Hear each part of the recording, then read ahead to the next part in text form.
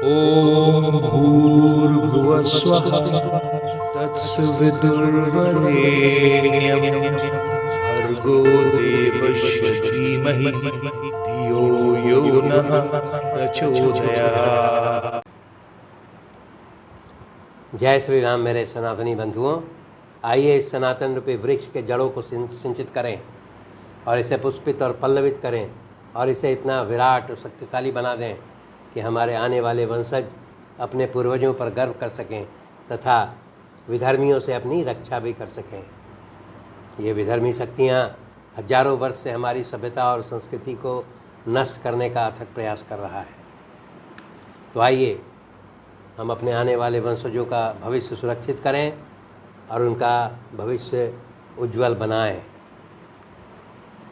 पिछले अंक में हम लोगों ने अध्ययन किया कि रावण पुत्र इंद्रजीत जब युद्ध के मैदान में उतरता है तो वानर सेना से उसका भयंकर युद्ध होता है। इसके पश्चात वो अपने रथ पर मायावी या माया से निर्मित किए हुए सीता को अपने रथ पर लाता है और वायुपुत्र हनुमान एवं अन्य वानर सैनिकों के सामने उस मायावी सीता का वध कर देता है। जब वायुपुत्र हनुमान लौट करके श्री रामचंद्र जी को ये बात बताते हैं तो रामचंद्र जी जो है वो मूर्छित हो जाते हैं, परंतु विभीषण फिर उनको आकर के समझाता है कि रावण जो है वो कदापि सीता के वध का आदेश नहीं दे सकता है, इसलिए वो निश्चित तौर पर ये माया में रचने में ये लोग विशेषज्ञ हैं और ये निश्चित तौर पर मायावी सीता का ला करके उसने वध करके आप लोगों को मोह में डाला है। और वो विभीषण बताते हैं कि निश्चित तौर पर इंद्रजीत जो है वो निकुंभला देवी के मंदिर पर अपना होम आहुति जो वो पूजा करता है वहाँ पर वो निश्चित गया होगा और उसमें किसी प्रकार का विघ्न नहीं पड़े, इसलिए वो इस तरह का जो है षड्यंत्र उसने रचा होगा। इस अंक में हम लोग युद्धकांड के 86, 87 और 88वें सर्ग के बारे में अध्ययन करेंगे।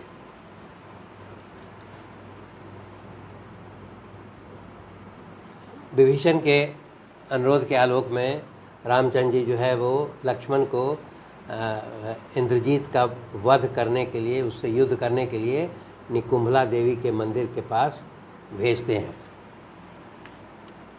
जब लक्ष्मण अपने सभी वानर सैनिकों के साथ और विभीषण के साथ उस निकुंभला देवी के मंदिर पर पहुंचते हैं तो वहाँ वो पाते हैं कि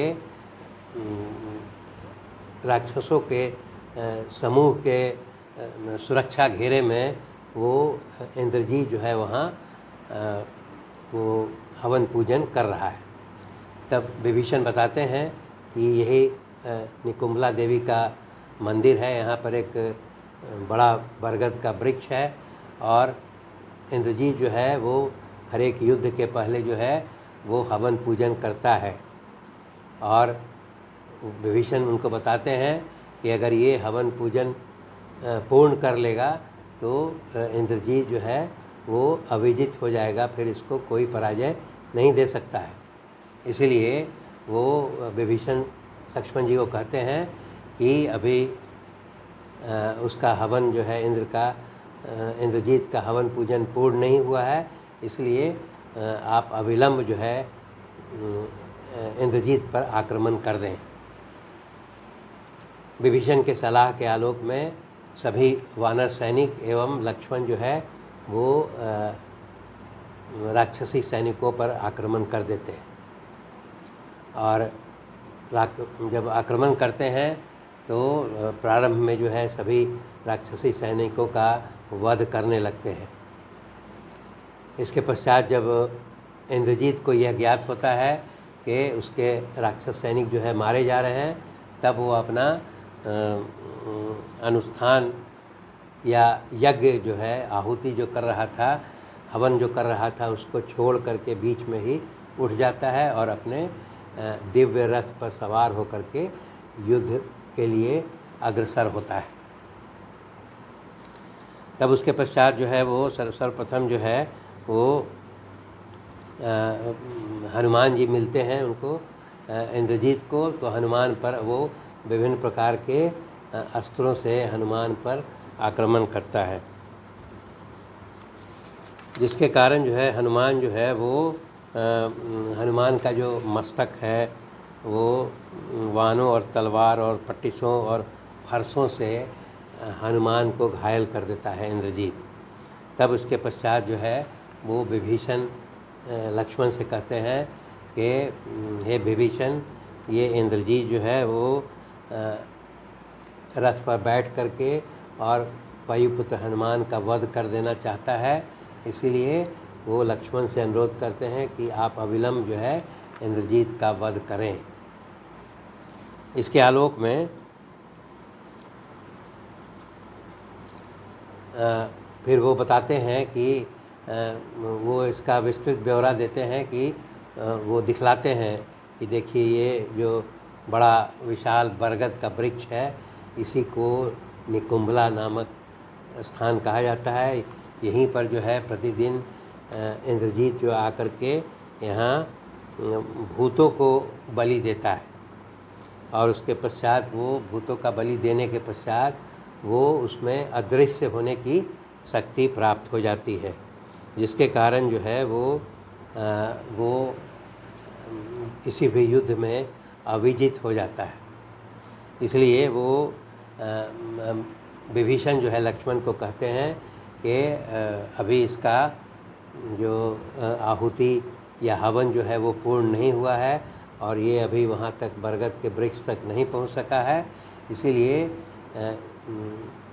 इसको हवन पूजन पूर्ण करने के पहले ही इसका वध कर दीजिए, क्योंकि अगर ये वहाँ पहुँच करके हवन पूजन अपना पूर्ण कर लेगा तो ये इंद्रजीत जो है अविजित हो जाएगा। इतना कह करके और वो लक्ष्मण को इंद्रजीत का वध करने का अनुरोध करते हैं। तब यहाँ पर इंद्रजीत जब देखता है कि विभीषण लक्ष्मण के तरफ से जो है उसको जानकारी दे रहे हैं, तब वो अपने चाचा विभीषण को कोसता है। वह कहता है कि तुम मेरे पिता के भाई के समान और मेरे चाचा हो, परंतु तुम मेरे प्रति इतना द्रोह क्यों कर रहे हो। वो यह भी कहता है कि तुम राक्षस कुल में उत्पन्न हुए हो और तुमने अपने स्वजनों का परित्याग करके और दुश्मनों से दोस्ती कर ली है, वो कभी तुम्हारे अपने नहीं हो सकते हैं। इसीलिए वो तुम जो है ये इस प्रकार का द्रोह मेरे साथ क्यों कर रहे हो, इस प्रकार का सवाल जो है वो इंद्रजीत अपने चाचा विभीषण से करता है। फिर वह यह भी कहता है कि तुमने ये विश्वासघात किया है कि तुमने शत्रु पक्ष के लक्ष्मण को इस स्थान पर अर्थात निकुंभला देवी के मंदिर पर ला करके मेरे वध का जो है उनका वध करने के लिए लक्ष्मण को प्रेरित किया है। ये बहुत विश्वासघात का कार्य तुमने किया है। तब इसके पश्चात विभीषण जो है वो जवाब देते हैं कि मेरा जन्म तो राक्षस कुल में हुआ है, परंतु राक्षसों वाली प्रवृत्ति मुझ में नहीं है, और इस राक्षसी कर्म में मेरा मन नहीं लगता है, अधर्म में मेरी रुचि नहीं होती है। और इसके पश्चात तुम जानते हो कि तुम्हारे पिता ने मुझे अपने घर से बाहर निकाल दिया है, इसीलिए मैं जो है श्री रामचंद्र जी के शरण में आ गया हूँ। फिर वो ये कहते हैं कि कोई व्यक्ति जो दूसरों का धन लूटता है और पराई स्त्री पर हाथ लगाता है तो वो व्यक्ति जो है त्याग करने के लायक होता है। फिर यहाँ पर विभीषण यह भी बताते हैं कि किसी राजा का है ये मुख्य दोष होता है, 3 दोष होता है। पराये धन का अपहरण, पर स्त्री के साथ संसर्ग तथा अपने हितैषी लोगों पर अधिक शंका करना। ये तीनों जो है दुर्गुण है किसी राजा के लिए, जो ये तीनों दोष जो है राजा के लिए विनाशकारी होते हैं। और ये सभी दोष जो है तुम्हारे भाई, तुम्हारे पिता रावण में है। फिर वो ये बोलते हैं कि रावण ने जो है वो महर्षियों का भयंकर वध करके, देवताओं के साथ विरोध करके, अभिमान, रोष, बैर और धर्म के प्रतिकूल चलना, ये सभी दोष मेरे भाई रावण में है, जो उसका ऐश्वर्य और उसका सर्वनाश करने के लिए पर्याप्त है। तब वो फिर इंद्रजीत को कहते हैं कि अब जो है तुम अपना ये अनुष्ठान पूरा नहीं कर सकते हो, बरगद के वृक्ष के पास नहीं जा सकते हो, और उसके पहले ही लक्ष्मण तुम्हारा वध कर देंगे। तब इसके पश्चात जो है वो युद्ध में जो है वो लक्ष्मण से जो है युद्ध करने लगता है। और यहाँ पर दिखाता है लक्ष्मण पहले जो है वो हनुमान जी के पीठ पर चढ़ करके युद्ध करने लगते हैं। तब उसके बाद वो बोलते हैं कि इंद्रजीत जो है उलाहना भी देता है कि तुम्हें लक्ष्मण याद नहीं है कि मैंने तुम और तुम्हारे भाई दोनों को जो है वो नाग पास में बांध करके मूर्छित कर दिया था, और तुम उस समय बेहोश हो गए थे। तब जो है लक्ष्मण ये बोलते हैं कि तुमने जो है युद्ध के मैदान में अदृश्य होकर के युद्ध किया है, जो चोरों का मार्ग है। वीर पुरुष जो है इसका सेवन नहीं करते हैं, इस तरह का बात कहते हैं। तब इसके पश्चात इंद्र जो है वो बहुत सारे बाणों से लक्ष्मण को घायल भी कर देते हैं। और वो इंद्रजीत ये बोलता है कि आज जो है तुम मेरे द्वारा मार दिए जाओगे, और गिद्ध जो है तुम्हारी लाश को खाएंगे। इस प्रकार का फिर वो बोलता है कि हे लक्ष्मण, तुम्हारा कवच जो है वो भी खिसक करके गिर जाएगा, और तुम्हारा मस्तक जो है वो धड़ से भी अलग कर दिया जाएगा। इस प्रकार ऐसा कह करके वो आक्रमण करने लगता है। तब इसके पश्चात जो है वो भयंकर युद्ध होने लगता है। इसमें लक्ष्मण जो है भी सर्वप्रथम जो है उस राक्षस के छाती में 5 नाराज वान से प्रहार करते हैं। नाराज जो है लोहे का बना हुआ वान को कहते हैं। इसके पश्चात इंद्रजीत भी है अपने वान से लक्ष्मण को घायल कर देता है। और इस प्रकार दोनों लक्ष्मण और इंद्रजीत चूँकि दोनों बलशाली हैं, दोनों युद्ध स्थल में एक दूसरे पर विजय पाना चाहते हैं, और दोनों का युद्ध जो है वो भयंकर रूप से चलने लगता है। फिर यहाँ पर सुमित्रा कुमार लक्ष्मण जो है वो विषधर सर्पों के समान जो है भयंकर वानों को चढ़ा करके इंद्रजीत पर प्रहार करते हैं, जिससे इंद्रजीत कुछ समय के लिए मूर्छित भी हो जाता है। उसके पश्चात फिर इंद्रजीत भी जो है वो तीखे धार वाले 7 वानों से लक्ष्मण पर आक्रमण करते हैं, जिससे लक्ष्मण भी घायल हो जाते हैं और हनुमान भी वहाँ पर घायल हो जाते हैं। इसके पश्चात इंद्रजीत जो है अपने द्वारा छोड़े गए 100 वानों से विभीषण को भी जो है वो घायल कर देता है। तब जो है वो लक्ष्मण जो है वो